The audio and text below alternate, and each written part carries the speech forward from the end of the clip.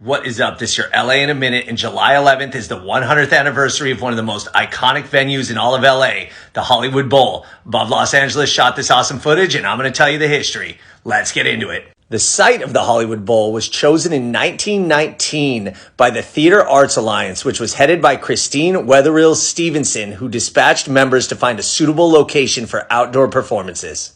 The Alliance selected a natural amphitheater, a shaded canyon and popular picnic place known as Daisy Dell in Bolton Canyon. It was chosen for its natural acoustics and its proximity to downtown Hollywood. One of the earliest performances at the Bowl was Hollywood High School's performance of Shakespeare's Twelfth Night in 1921. One of the first major events was the Easter sunrise service, also in 1921, but there was yet an official stage or an official opening.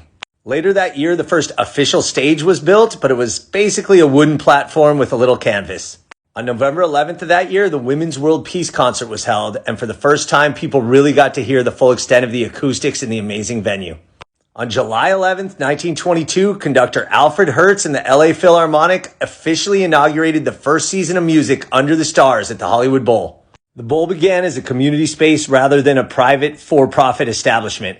Proceeds from the early events went to financing construction of new elements of the Bowl. And by the way, tickets were kept at 25 cents each for at least the first few years. In 1924, the land and the Bowl were officially deeded to the County of Los Angeles. In 1926, the first outer shell was erected, but it was considered unacceptable acoustically. In 1927, Frank Lloyd Wright was hired to build another shell, a pyramidal shape that was considered avant-garde, but is known as having the best acoustics of any shell in Hollywood Bowl history. That design was a little bit too avant-garde, so they demolished that and built a third one, also by Frank Lloyd Wright. Unfortunately, this one was neglected and ruined by water damage. Finally, in 1929, the fourth try, they got it right. Allied Architects built the shell that stood until 2003. I thought this shot was cool. It's Cahuenga Boulevard. Parking is 25 cents on the way to the Bowl.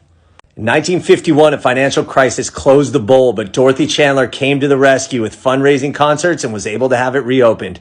She also called on the Bowl to allow picnicking again, which had been forbidden for a couple decades at that point.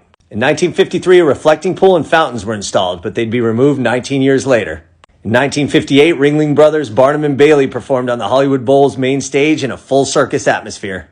In 1959, the Playboy Jazz Festival debuted, and it's been a staple ever since. 1990 saw the debut of the Mariachi Festival, which is also a pillar of the Hollywood Bowl preseason to this day. Franklin Delano Roosevelt has spoken there. The Beatles shows are infamous.